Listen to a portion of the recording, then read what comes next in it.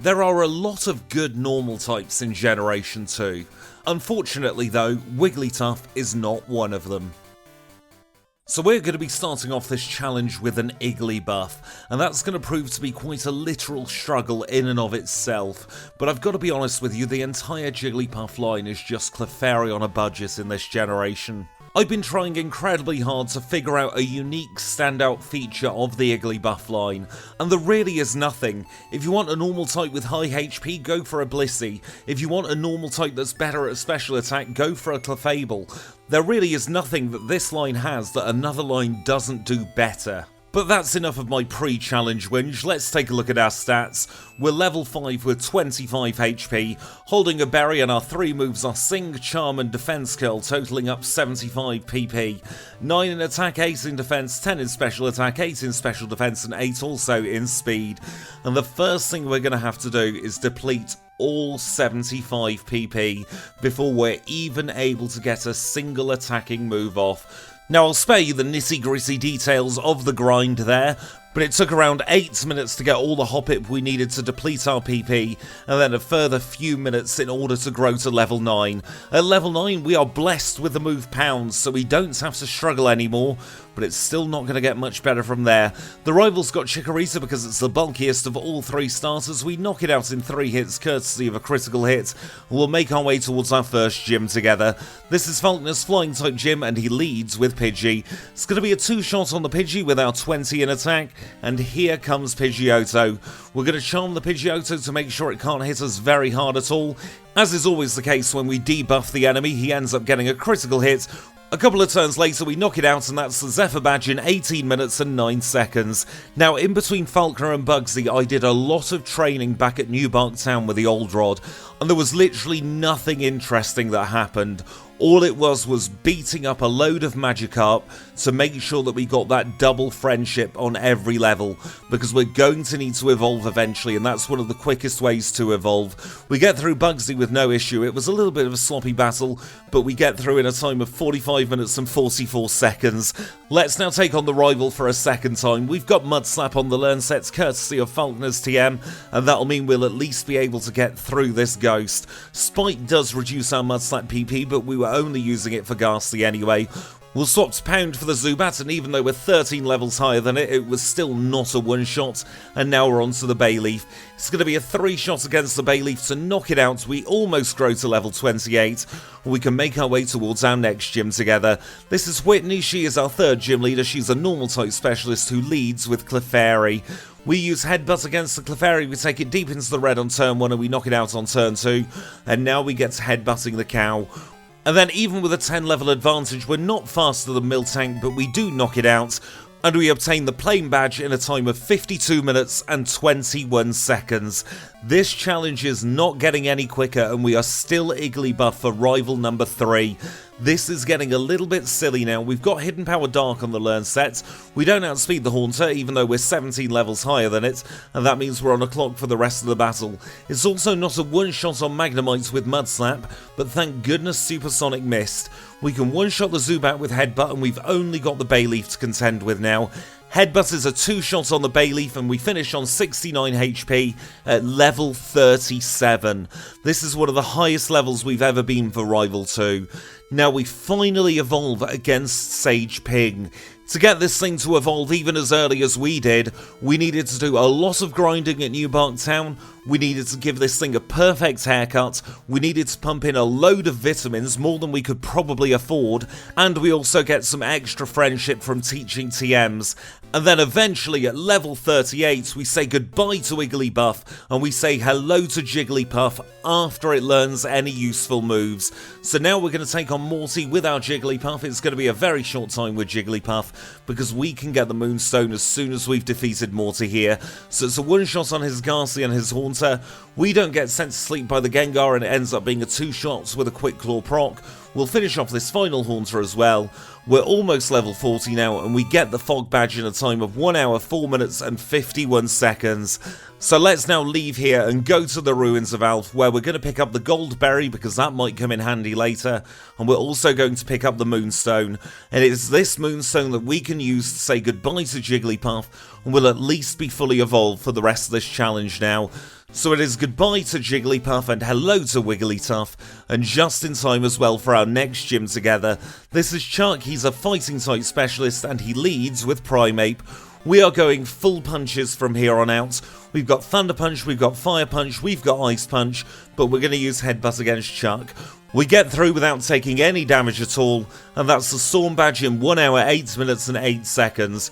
We're over leveled now, so Jasmine should be an absolute breeze. We've got Fire Punch, so that makes very light work of the Magnemite, and it also means we can play on this Steelix's weaker defensive stat. We'll use Ice Punch on turn 1 to avoid a healing loop, we'll use Fire Punch on turn 2, and that's Jasmine's badge, the Mineral Badge, in 1 hour, 9 minutes and 37 seconds. Let's now take on Price. He is the Ice-type leader of Mahogany Gym and he leads with Seal. We're going to use Thunder Punch on turn 1 against the Seal to knock it out in 1. We're going to continue against the Dugong and it's going to be a 2-shot this time. And then we'll swap to Fire Punch for the Piloswine. It's going to be a nice and simple 1-shot against the Piloswine to finish Price off. And that's the Glacier Badge in a time of 1 hour, 15 minutes and 35 seconds. Let's now take a trip underground where the rival is waiting for us for a 4th time. And this time he's going to lead with Golbat. I will say now that we're massively over-leveled at level 48, a lot of these battles are going to suddenly become incredibly easy. This is really the sweet spot of the challenge for Wigglytuff. There's nothing really that can stop it at this moment. Sneasel puts up no resistance, he's only got 1 Pokemon left. We're going to use Return to knock out the Meganium in 1 single critical hit, and we are through the 4th rival battle in a time of 1 hour, 22 minutes and 17 seconds. Let's now move on to Claire. She's our final Jotonian gym leader, a Dragon-type specialist who leads with 3 Dragonair. And once again we're in that very nice part of the challenge where Wigglytuff is more than capable of taking on anything that's in front of it. We're not quite able to one-shot the Kingdra, so we're going to use the Ice Punch strategy. She ends up getting frozen, which is completely unnecessary, but we do get through Claire in a time of 1 hour, 29 minutes and 15 seconds. This part of the challenge, I will say, was very enjoyable.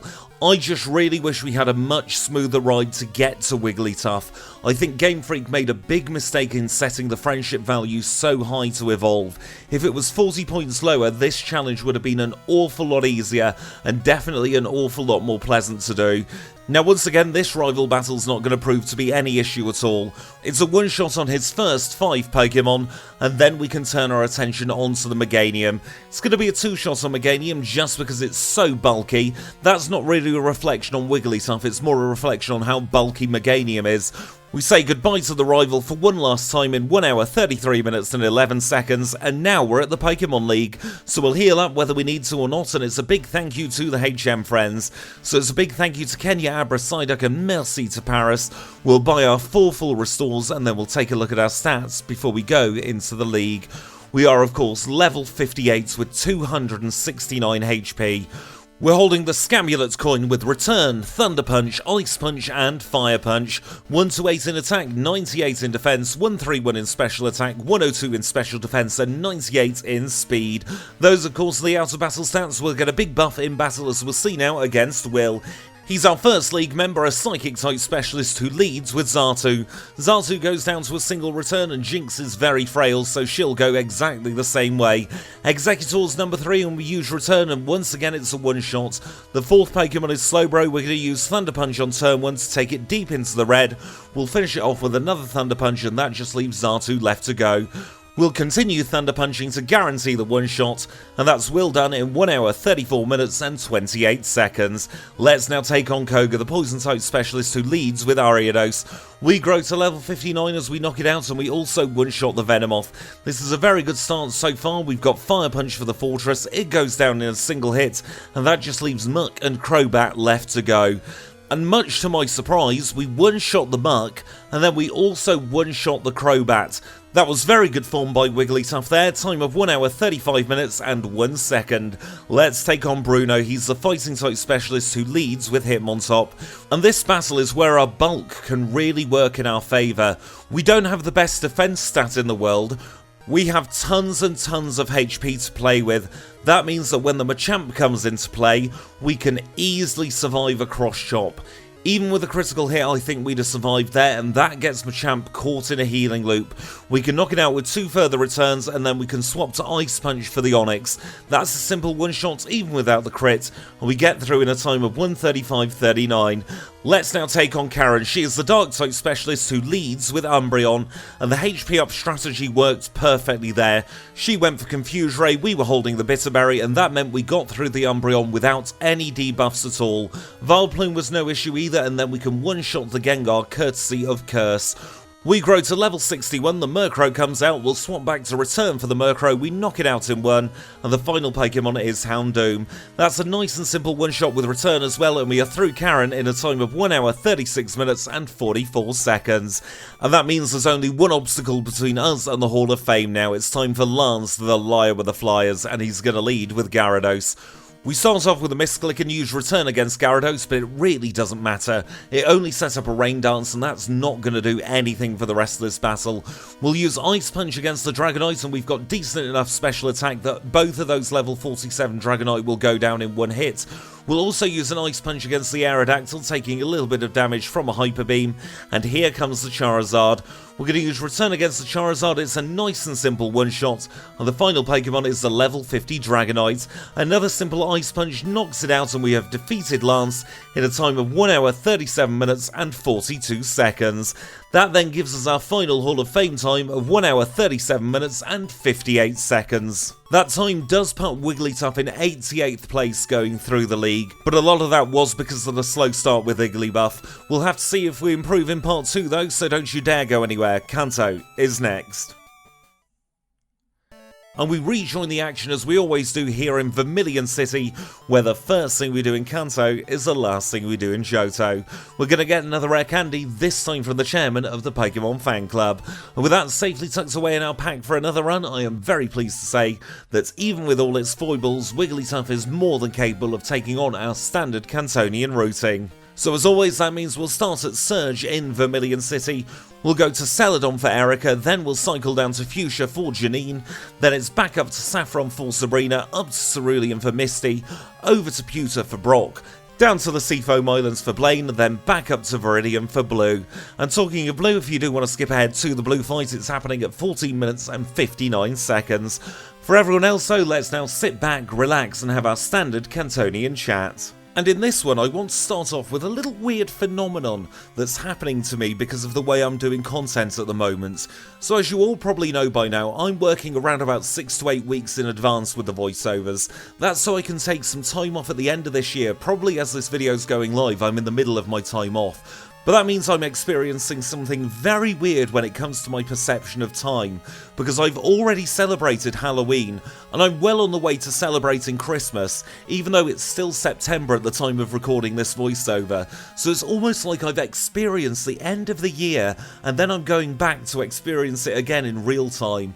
And I have to say, I didn't really prepare for how much that would throw me, because right now I am all full of the Christmas spirit. I've got the Christmas challenges in full stride, but it's still 3 months out from Christmas Day in reality as I'm recording this, and if it's something you've never experienced before, I can't quite describe how absolutely bizarre it is to be celebrating holidays and talking about them in the past when they haven't even happened yet. And I reckon that's going to take an awful lot of getting used to. And now the other thing I want to talk about is a question that I had in stream a little while ago, and that was which matters more, base stats or learn set? And that question's a little bit more complicated than it seems on face value. If you're a high attacking Pokemon with high speed, then absolutely base stats are all that really matter. Because if you have Return and Hidden Power Ground on the learn sets, then you're going to be hitting everything apart from Lance's Aerodactyl for at least neutral damage across the course of a challenge. But on the other hand, if your base stats are more focused in bulk, then learn set is definitely more important in that case, and the example I will use is Meganium. In its regular challenge, the learn set is incredibly limited. You're stuck with mostly grass and normal type moves for the entire course of the challenge, and our final time for Meganium on the main challenge leaderboard was 2 hours and 51 seconds, with a final learn set of Giga Drain, Earthquake, Light Screen and Return. However, we did an egg move redo, where we started off with Vine Whip, Leech Seed, Swords Dance and Ancient Power, and those 4 moves did wonders for Meganium's time. because we finished with 1 hour 28 minutes and 6 seconds, and that was all thanks to a diverse learn set that had much more coverage. So it really does depend on where your base stats are focused as to which is more important. But now let's rejoin the action here at Blue. He's our final gym leader together, a mixed type specialist who leads with Pidgeot. We don't quite one-shot the Pidgeot with Return, but Mirror Move does minimal damage back, and the second Pokemon is Alakazam. Alakazam sets up Reflect, which is particularly annoying, but Thunderbolt does knock it out. Up next is Rhydon. We've got Ice Beam for the Rhydon, and that's going to be a nice and simple one hit, and that brings us very nicely on to Gyarados. Gyarados is of course 4 times weak to Thunderbolt, so it goes down straight away, and the penultimate Pokemon is Exeggutor. It's back to Ice Beam we go, and our high special attack makes very light work of it, and now we're going to avoid the healing loop with Arcanine by using Ice Beam on turn 1. That means we can finish it off with a Return on turn 2, we grow to level 71, and we defeat Blue in a time of 1 hour 52 minutes and 50 seconds. And with that, we have all 16 gym badges acquired. There is only one battle left in the challenge, and it's against Red. He is our final trainer, and he leads with Pikachu. The first thing we're going to see is we're going to have to try and do the Charm Dodge. We are primarily a special attacker, but it is still nice to have physical attacks to fall back to. But we're going to use this attempt to see just how bad the battle is, and the answer is it's not great. We get knocked out by the Espeon, so we're going to use our first 3 rare candies and go up to level 74. We take a Thunder to the chops from Pikachu, but we are able to one-shot with Return. Up next is this pesky Espeon again, and it sets up Reflect. That means our physical moves are doing half the damage they would otherwise be doing, and a critical hit from Psychic knocks us out. We're going to use another 3 rare candies because we really are not dealing enough damage at the moment. We dodge the Charm and we one-shot the Pikachu, and we are back onto Espeon. He uses Psychic, and that means we can critical hit one-shot the Espeon away, and Reflect is not in play. We're going to see how much Return does against the Snorlax, and we take it deep into the red. We knock it out on turn number 2, and we are over halfway through Red's Pokemon. We're going to use Ice Beam against the Venusaur, take it deep into the yellow on turn 1, but then we take a lot of damage from Solar Beam because it was a speed tie. That means we're only on 199 HP for the Charizard. Flamethrower gets critical hit and it knocks us out. We're going to use our final 4 rare candies. We're now up to level 81. That really was some truly rotten luck at the end of that last battle. If we'd have won the coin flip against the Venusaur, and then if we hadn't been critical hit, I do wonder if we'd have got through on that attempt. As it stands though, we got sent all the way back to square one, but one thing that is really good to know is we don't need to fish for a freeze against the Snorlax. We can get straight through it. This time it's going to be a comfortable 2-shot on the Venusaur, but he did set up Sunny Day. That means that Flamethrower is going to hit like an absolute truck. We do take the Charizard deep into the red with our first Thunderbolts, but we don't paralyze, and that means we take 2 turns of Flamethrower damage. And then the Blastoise comes out, we hit it with Thunderbolt, but Blizzard doesn't miss, and we are back to square one again. We really have had some rotten luck against Red so far. Let's see how we do this time. We take a lot of damage from Psychic, but we do knock out the Espeon, and Reflect is not in play. That's huge for us because it means we can get rid of the Snorlax in just 2 hits. That brings us on to Venusaur. We're going to use Return to take it into the yellow, and it doesn't set up Sunny Day. It just goes straight for taking in Sunlight. That means that Flamethrower isn't hitting us quite as hard, but once again we don't paralyze the Charizard, and we're only on 29 HP for the Blastoise. A crit would win it, but we get surfed and it's back to the beginning yet again. We dodge the Charm and we one-shot the Pikachu, so we are on to Espeon once more. Espeon uses Psychic instead of Reflect. That means we can take it out in 1 hit. That means we have a chance of 2-shotting the Snorlax, so we definitely will because of a critical hit on turn 1, and that also means we get 2 turns of healing. We're back onto the Venusaur and we get yet another lucky critical hit. This is the best situation we've been in for Charizard so far. We use Flamethrower and we knock it out in 1 critical hit as well. All the luck is coming at once. We've just got Blastoise left to go. We use Thunderbolt on turn 1. He uses Rain Dance. It's all over for Red. We grow to level 82 and we defeat him in 2 hours, 2 minutes and 36 seconds. And while I think it's very fair to say that for a normal type, getting over 2 hours is not good at all, Considering we were in Wigglytuff for so long, I think 83rd place is a very respectable time, and I'll be very intrigued to see how well Wigglytuff does in the end of the line. We have now pushed Raichu into the page 4 drop zone, and heading up page 4 is now Gyarados. Down at the other end of page 4 in 99th position is poor old Shuckle, and then there's no change to page 2. It's still Poliwrath in tippy top spot, and Sudowoodo is precariously dangling in the page 3 drop zone. And of course there's no change to page 1 either. It is still our trio of birds, Dodrio, Ho-Oh and Pidgeot taking the podium spots, and then the digital bird Porygon 2 down there in 10th place. But with that, we are done. So I really hope you enjoyed this one. If you have, make sure to leave a like. If you've got any feedback, leave it in the comments down below. If you want to see more challenges just like this, then click the subscribe button. And until next time when it's Groudon's backpulse in Pokemon Crystal, I'll say thank you all so much for watching, and I'll see you all very, very soon.